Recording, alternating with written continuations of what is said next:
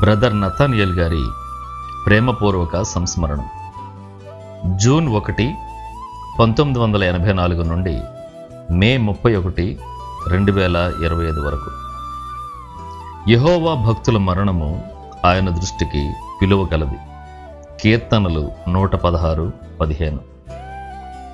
ప్రారంభ జీవితం. Brother Nathaniel గారు 1984 జూన్ 1న తెలంగాణలోని నల్గొండ జిల్లా కోదాడ సమీపంలోని రేవూరు అనే చిన్న గ్రామంలో ఒక పేద హైందవ కుటుంబంలో జన్మించారు. తల్లిదండ్రులకు 4 సంతానంలో ఆయన రెండవవారు. స్థానిక ప్రభుత్వ పాఠశాలలో తెలుగు మాధ్యమంలో చదువుతూ 10వ తరగతి వరకు విద్యను అభ్యసించారు. తల్లి ప్రభావం. ఆయన ఆత్మీయ ప్రస్థానం తన తల్లి అయిన కృపమ్మ గారి నడిపింపు ద్వారా మొదలైంది. చిన్న కుమారుడు అనారోగ్యంతో బాధపడుతున్న సమయంలో ఆమె యేసుక్రీస్తును తన సొంత రక్షకునిగా అంగీకరించి ప్రార్థనలోని శక్తిని మరియు స్వస్థతను అనుభవపూర్వకంగా తెలుసుకున్నారు.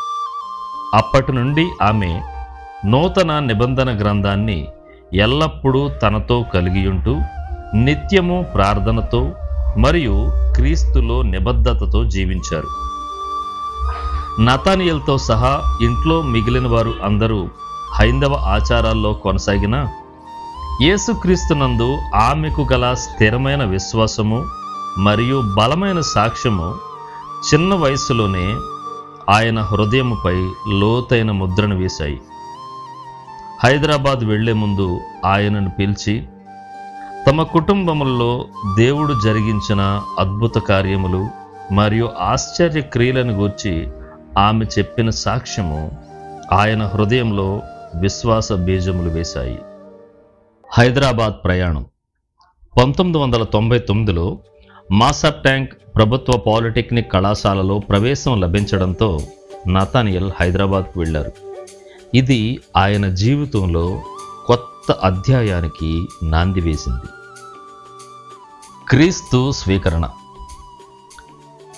2000లో డిప్లొమా 2వ సంవత్సరంలో చదువుతున్న సమయంలో ఆయన తన సీనియర్ ద్వారా లేమెన్స్ ఇవాంజలికల్ ఫెలోషిప్కు పరిచయం అయ్యారు. చెన్నైలో జరిగిన స్టూడెంట్ క్యాంప్లో పాల్గొన్న ఆయన వాక్యం ద్వారా కదిలించబడి తన పాప క్షమాపణ మరియు మారు మనస్సు కొరకు ఆసక్తిగా ప్రార్థించారు. దేవుడు యెషయా 1:18 ద్వారా ఆయనతో మాట్లాడారు.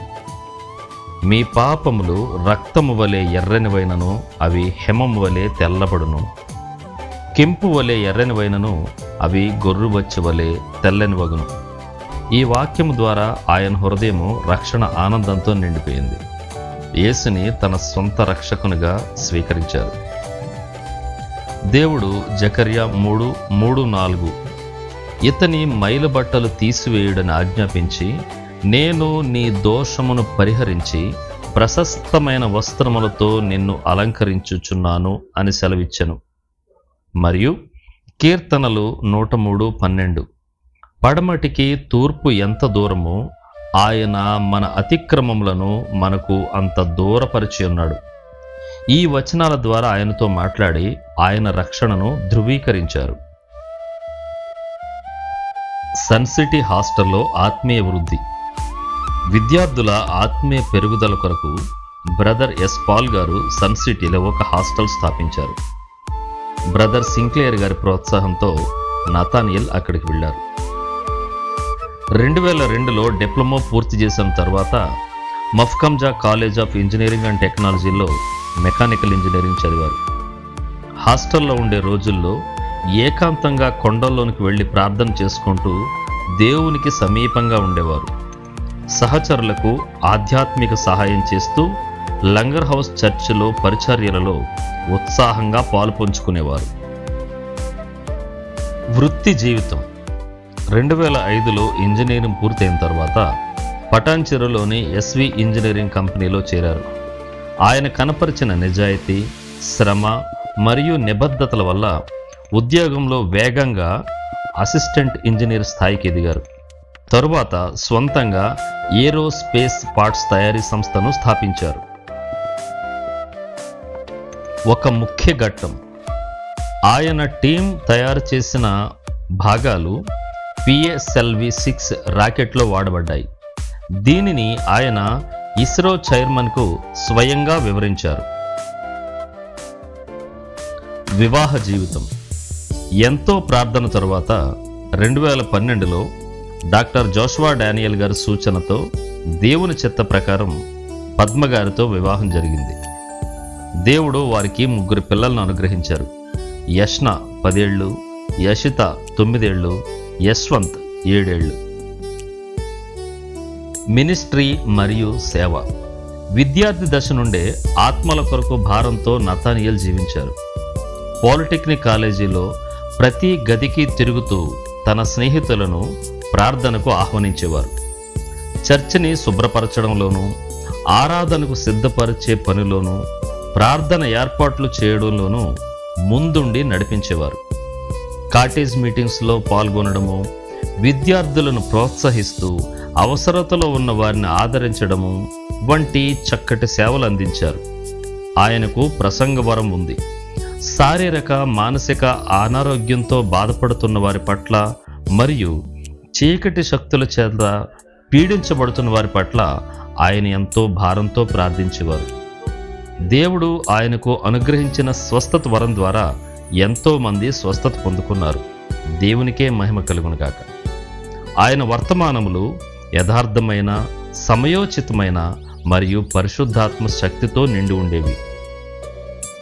దుఃఖంలో ఉన్న వారిని ఓదార్చడము, రోగులను సందర్శించడము, మరణించిన వారి అంత్యక్రియల్లో బాధ్యతలు తీసుకోవడము ఆయనకు సహజ లక్షణాలుగా మారిపోయాయి. అకస్మాత్తుగా విడిచి వెళ్ళిన నమ్మకమైన సేవకుడు.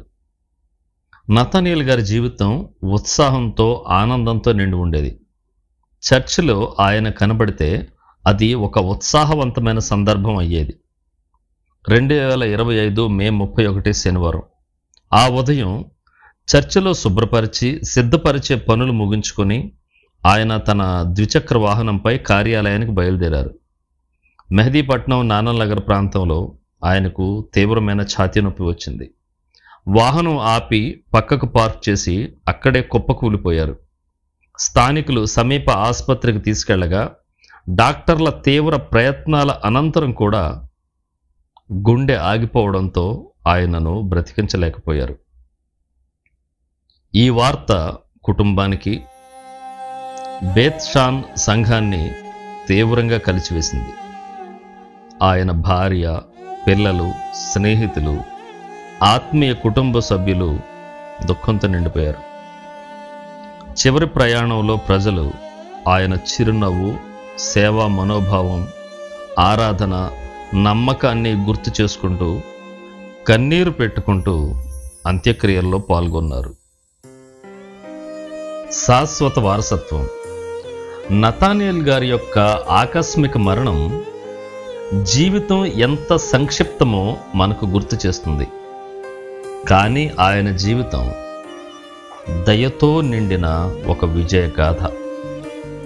రేవూరు అనే చిన్న గ్రామం నుండి క్రీస్తునకు అంకితమైన జీవితం వరకు ఆయన మన మధ్య లేకపోయినా ఆయన ప్రార్థనలు, సేవ, పాటలు, విశ్వసనీయతతో నిండిన జీవితం ఇవన్నీ ఇప్పటికీ మన మనస్సుల్లో జీవిస్తున్నాయి.